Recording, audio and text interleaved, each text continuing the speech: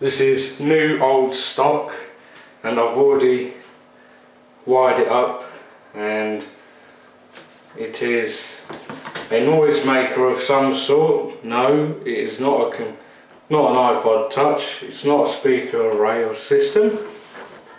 Have a look at this. It is a Master 127 blaster, 220 to 240 volt AC/DC Siren with a 12 volt DC control triggering relay continuous rating. That's just the part number there. So let's take it out and see what it looks like. Well, I must have opened the box upside down by accident, but yeah, like I said, I've already wired it to a 240 plug, 240 volt plug, and yeah, nothing else in the box. So let's just have a little look at the instructions. Well, here are the instructions, and it's in English, but not all of it. I think it's German. That's the company that made it, and I think it's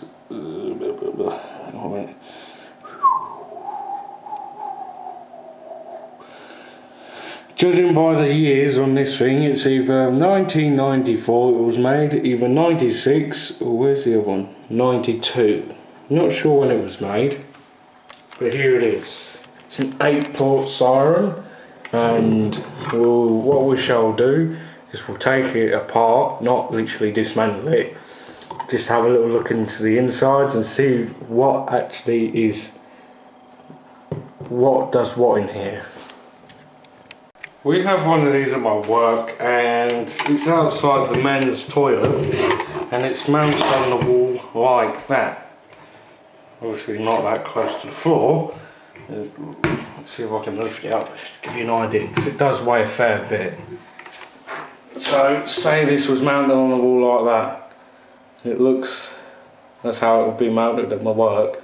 Well, how it is. I've got to be very careful with this, because all of this, the chopper, this doohickey thing here, so stator, and the motor housing is plastic.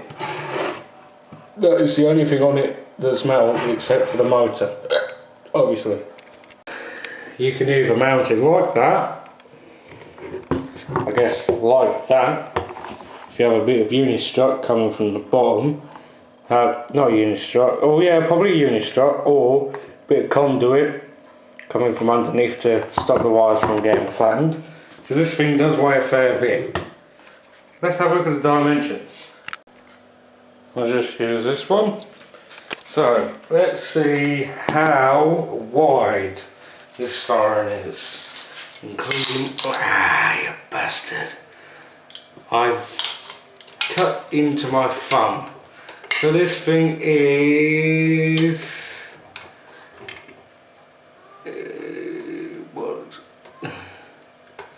about 17.5 centimeters wide by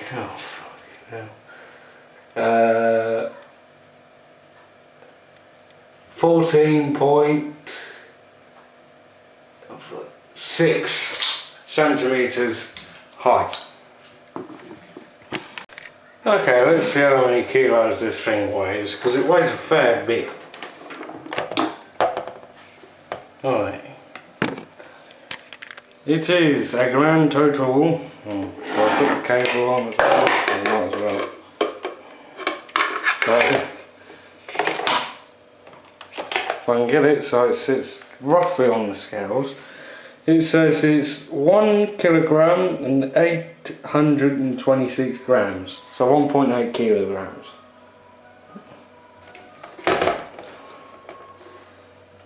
Quite right. Let's have a little look inside. Okay, so I've taken the metal plate off, and we've got the electricals in here, and I can see the relay which is just there, that black box. And there's also a start and run capacitor just down there on your right hand side.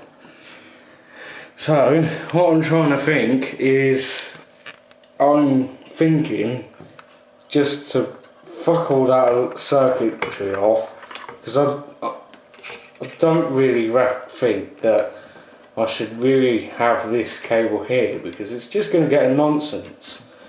And I reckon it would be worth just basically snip the two wires that are coming off to the motor, obviously trying to figure out which one's live and which one's neutral, and I'll do that by looking at the circuit board, and just basically have it switch on and off by this, not this and that. That's just weird. This is not an air raid siren, this is a fire / security siren. Now I've explained in another video what that is, but at the moment I won't tell you what it is. Okay, so here we have 2 pins, plastic pins. You'd think they're to cover up screws, where the screws go into. They're not. I've had a little look. They're actually plastic pins to stop this from moving. It's got like a wall plug type pin that goes in first, then this pin.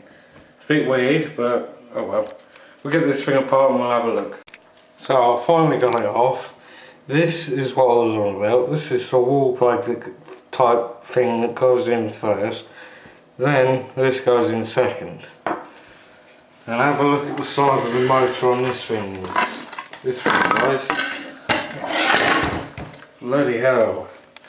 That thing is huge. And to show you how old it is, the actual steel is starting to rust in. And the armature, it's not showing much use whatsoever, it's still quite golden. So that's alright. Brushes, well, they're just your general carbon brushes, nothing too interesting. Actually, this motor here looks like the ones you get off your lawnmower. Hey.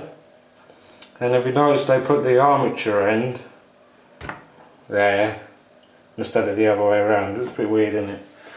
Oh well, never mind. We'll hack this thing and we'll get on with it. And I'm fed up with just having 2 wires to activate it. I've already gave it a test run off camera. It does run, but this fucking thing is ridiculous.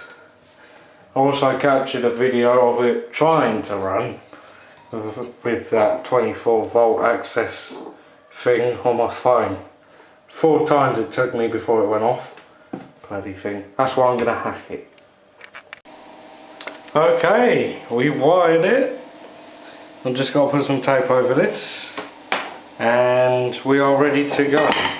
The 24 volt trigger wire has been cut. The circuit board, well, it was quite easy because it had the live and neutral poles stamped on it. And it's an issue 2 board, so probably a replacement.